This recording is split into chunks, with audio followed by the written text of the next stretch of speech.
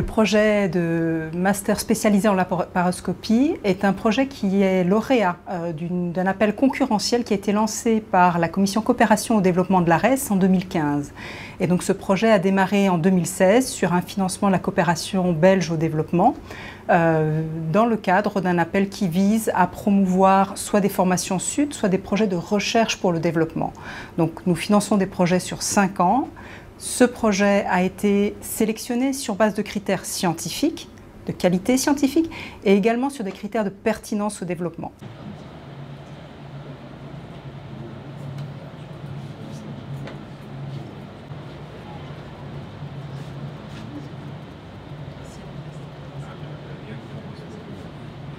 C'est quand même un moment important puisque le projet de master en laparoscopie qu'on porte depuis des années arrive à sa concrétisation puisque on va diplômer là dans une heure les premiers lauréats de cette formation qui est quand même une formation difficile, lourde, mais extrêmement importante en termes de santé publique. C'est l'avenir de la chirurgie digestive, gynécologique, urologique est là. Et donc de pouvoir former ces médecins ici sur place au Cameroun avec des moyens tout à fait modernes, avec un laboratoire de simulation, c'est une avancée importante. Et donc c'est un moment de plaisir, de récompense, de longue année d'efforts. Monsieur le recteur, son Excellence, Monsieur Dopin, ambassadeur de Belgique au Cameroun.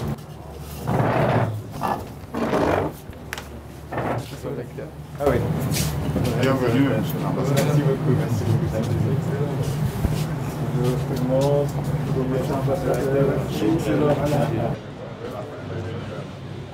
Oui, je voulais manifester l'intérêt de l'ambassade pour ce projet de coopération entre la Belgique et le Cameroun dans le domaine médical. La Belgique a financé, via l'ARES, un projet de formation dans le domaine de la chirurgie laparoscopique et nous avons aujourd'hui la première promotion d'étudiants, donc de médecins, qui sortent de cette formation et qui reçoivent leur diplôme. Donc c'était symboliquement important, au-delà de ce projet, pour marquer à nouveau l'engagement de la Belgique dans le domaine médical au Cameroun. C'est un des domaines de coopération entre la Belgique et le Cameroun les plus anciens.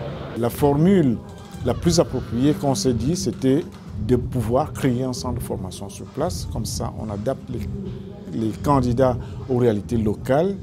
Et puis, c'est à moindre coût parce qu'ils ne doivent pas voyager, ils ne doivent pas chercher des visas et des bourses et tout ça. On les forme sur place avec la pathologie locale, avec l'épidémiologie locale, avec le matériel qu'on peut utiliser sur place. Ça permet de former les candidats dans leur milieu naturel, dans leur milieu où ils pratiquent la chirurgie.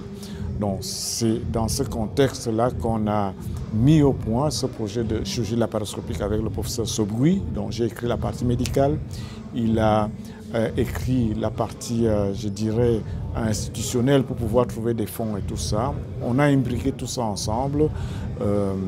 Il l'a présenté parce qu'il est vraiment très apte à présenter des projets concrets parce qu'il en a déjà fait ici au Cameroun. Et le projet a été sélectionné et puis on a trouvé moyen pour pouvoir le démarrer. Il faut dire qu'aujourd'hui, la chirurgie mini-invasive fait partie du gold standard dans la prise en charge chirurgicale, que ce soit dans toutes les spécialités chirurgicales, chirurgie digestive, chirurgie gynécologique et chirurgie urologique.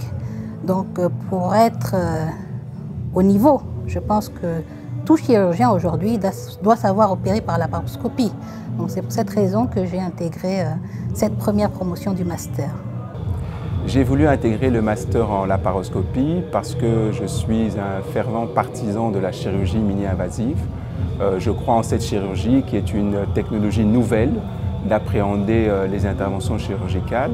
Et participer à ce master à Douala était pour moi l'occasion de mettre en pratique mes convictions chirurgicales et de pouvoir donner à la population une nouvelle pratique dans la prise en charge des pathologies.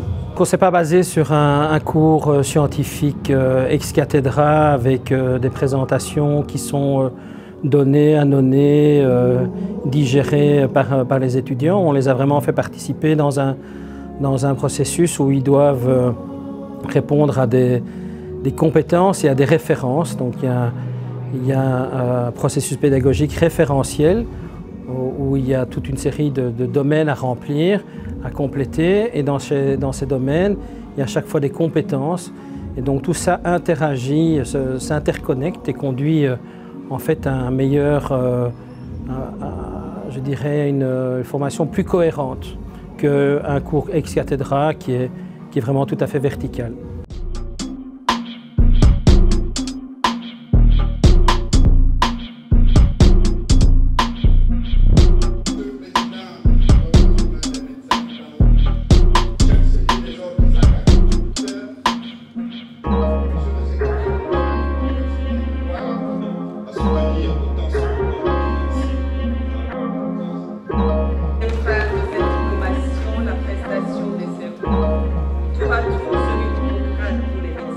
Je remercie très chaleureusement l'État du Cameroun et son président pour l'honneur qui m'est fait aujourd'hui.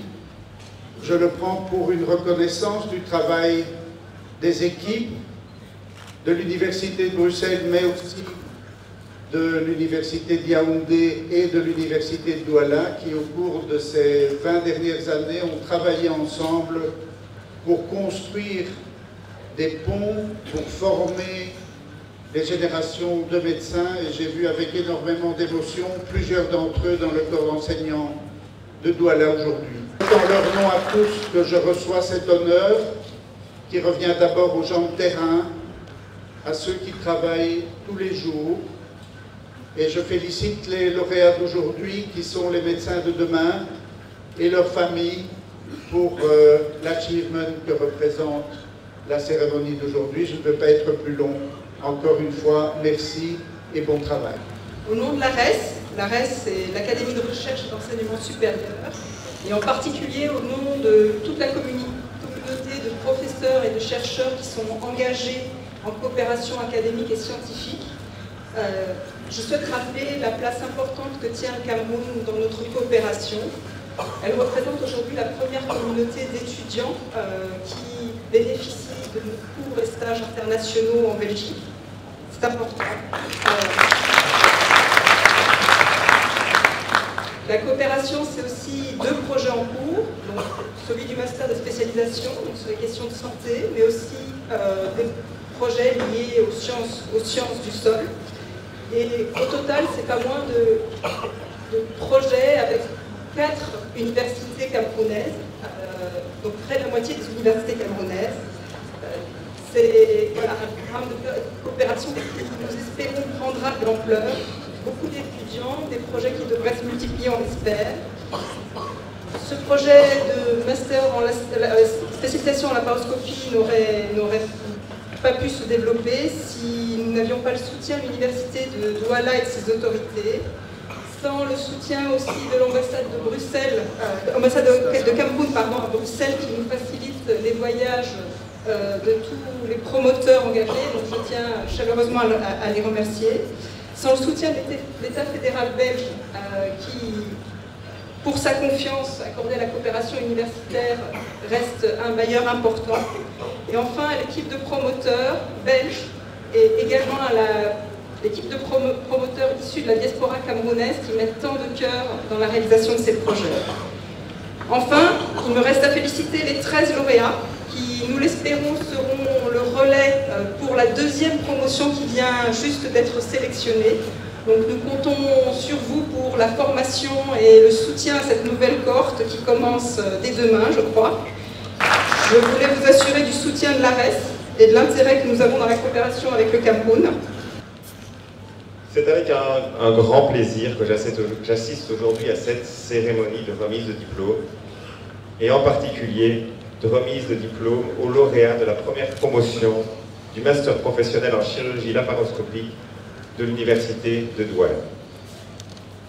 Le secteur médical a toujours été un des domaines clés, si pas le domaine phare, de la coopération entre la Belgique et le Cameroun. Monsieur Tchandeu, lorsque j'ai rencontré le ministre des Relations extérieures juste après mon arrivée à Yaoundé en 2016, c'est la première chose dont il m'a parlé. La coopération belge était historiquement très active dans ce domaine et cela a laissé des traces, comme par exemple l'hôpital général de Yaoundé qui a été construit à l'époque sur financement belge. La Belgique a depuis un certain nombre d'années décidé de concentrer sa coopération bilatérale directe sur les pays les plus fragiles. Et elle a mis fin à cette coopération bilatérale directe avec le Cameroun. Mais les liens étroits sur le plan médical sont restés. De nombreux Camerounais continuent, poursuivant à étudier, notamment la médecine, en Belgique. Les Camerounais sont aujourd'hui très nombreux dans les hôpitaux belges. Beaucoup d'autres sont rentrés au pays et certains ont ouvert des cliniques privées qui sont devenus des établissements de référence dans leur pays. Ce goût des Camerounais pour les études médicales au sens large se poursuit aujourd'hui. Chaque année, c'est un millier d'étudiants camerounais qui partent pour la Belgique. Comme la directrice d'ARES l'a dit, le Cameroun représente le premier contingent d'étudiants qui viennent étudier en Belgique, étudiants étrangers qui viennent étudier en Belgique, de pays pour lesquels il faut un visa.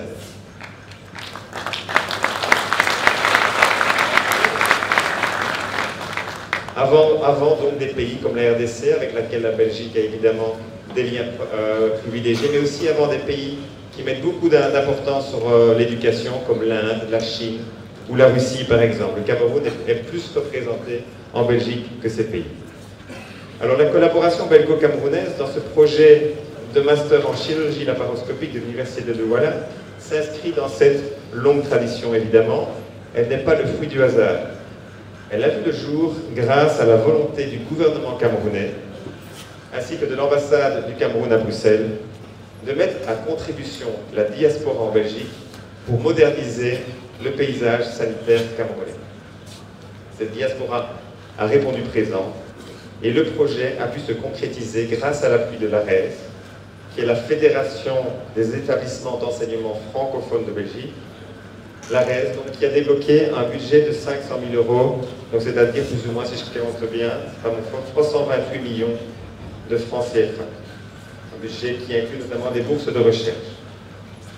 L'Université libre de Bruxelles, une des plus grandes universités de Belgique, s'est également investie avec également des bourses de formation et la mise à disposition d'enseignants et d'encadreurs pédagogiques. Tandis qu'un partenariat avec une firme privée, une entreprise privée, Medtronic, permettait la mobilisation d'équipements d'une valeur de l'ordre de 700 000 €, c'est-à-dire plus ou moins 500 millions de francs CFA.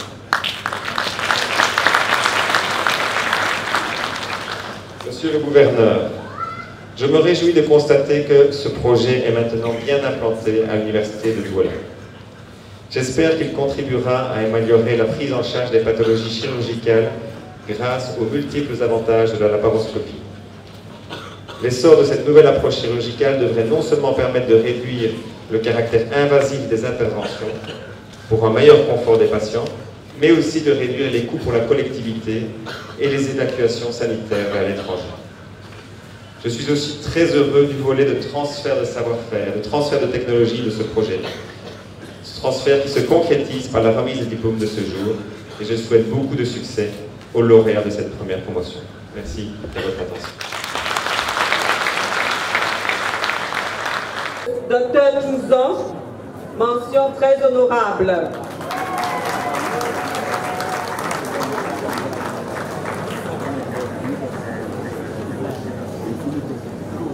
Les applaudissements sont...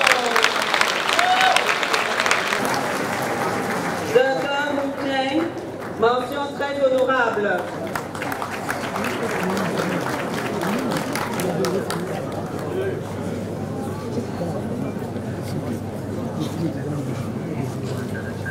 Docteur Mangala, mention très honorable.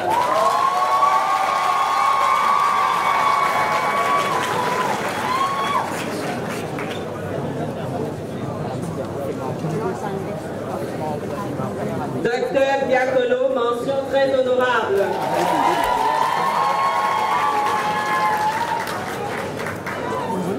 Docteur Kamayou, mention très honorable avec les félicitations du jury.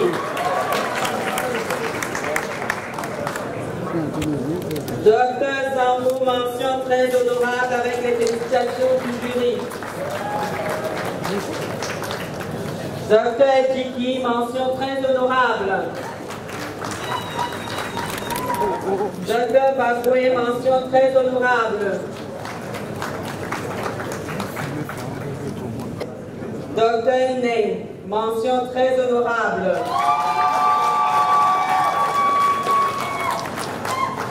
Ensuite, Docteur Dikongue, mention très honorable avec les félicitations du jury. Docteur Ina Akai, mention très honorable. Docteur Topen, mention très honorable.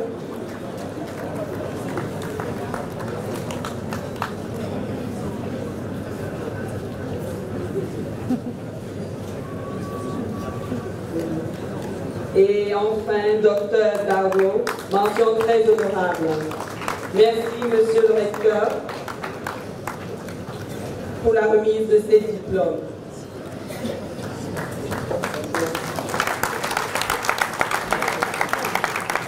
Alors, pour terminer... Mes copromotionnaires, je pense qu'aujourd'hui, nous formons une famille. Alors, mes copromotionnaires sont devenus des amis. En plus d'être des collègues, j'ai pu rencontrer des gynécologues, j'ai pu rencontrer des chirurgiens viscéraux qui, au terme de cette formation de 2 ans, sont devenus des amis. C'est la famille de la première promotion de chirurgie laparoscopique. Je pense que les liens se sont de plus en plus on va dire, affinés. Au départ, il y a beaucoup de promotionnaires que je ne connaissais pas. Il y a des promotionnaires qui sont venus d'autres villes, de Yaoundé, de Maroua, de Garoua et d'ailleurs. Et aujourd'hui, nous formons la première promotion. Donc c'est la famille de la première promotion de chirurgiens laparoscopiques. Et au-delà de tout ce que nous avons pu apprendre, c'est ensemble que nous allons mettre nos compétences pour pouvoir développer, pour pouvoir galvaniser, pour pouvoir déployer je dirais, la chirurgie mini-invasive et la chirurgie laparoscopique en particulier. Quand on arrive à la séance d'apothéose, comme on en a vu ici, c'est extrêmement émouvant de voir donc, ce qu'on a eu à transmettre, comment les candidats sont satisfaits de la formation qu'ils ont reçue. En tant qu'encadrant, il n'y a rien de plus gratifiant que de voir le niveau des candidats dès le départ et voir ce qu'ils ont eu comme progression et là où ils arrivent à la fin. Donc ça n'a pas de prix. Parce que quand on donne une formation, qu'on voit que les gens ne progressent pas, qu'ils restent à un même niveau, c'est un peu décevant, c'est un peu frustrant pour l'enseignant. Mais quand on voit qu'ils partent d'un niveau qui est extrêmement faible, certains qui ne connaissaient rien de la chirurgie, et arriver à développer un certain nombre de compétences qui sont vraiment ce qu'on attend d'eux, vraiment il n'y a rien de plus gratifiant que ça. Émotion toute particulière parce que notre remise de diplôme à nous en Belgique n'était pas aussi solennelle. Donc voir nos apprenants et nos jeunes collègues sortir avec leur toge et tout ça, ça m'a vraiment touché, ça m'a marqué. Donc c'était très bien de pouvoir vivre ça au Cameroun, dans mon pays. Et puis je souhaite qu'ils puissent étendre cette technique dans la pratique quotidienne, non pas seulement à Douala et à Yaoundé dans les grandes villes, mais au niveau régional et pourquoi pas dans les grands hôpitaux qu'on a en périphérie. D'ailleurs, moi je prends le défi à l'hôpital de Mbanga où il y a environ 7000 âmes. Je prends la responsabilité d'ici 2020 de commencer à faire ne serait-ce que des petits cas de chirurgie micro-invasive là-bas afin que toutes les populations en profitent. Et il faut mettre surtout le patient au centre de tout intérêt, dit tout pour le mieux du patient. Ne pas se dire que bon, je veux absolument faire telle chose, je veux absolument opérer par ce lieu, par ceci, mais alors que la vie du patient est en danger, ainsi de suite. Il ne faut pas prendre des risques. Tout, c'est d'abord pour l'intérêt du malade. À partir du moment où on va privilégier l'intérêt du malade et appliquer tout ce qu'on a eu à leur apprendre, je pense qu'ils feront de la bonne médecine. J'ai eu le plaisir d'assister à la diplomation de la première cohorte de médecins chirurgiens spécialisés en laparoscopie. Alors évidemment, pour l'ARES et pour sa commission coopération au développement, c'est un aboutissement et nous sommes assez fiers de pouvoir voir qu'au bout de 2 ans, effectivement, nous avons réussi à diplômer 13 médecins chirurgiens, dont une femme. Nous espérons que la deuxième cohorte qui a commencé il y a 15 jours sa formation pour une période de 2 ans pourra effectivement montrer d'aussi bons résultats que cette première cohorte.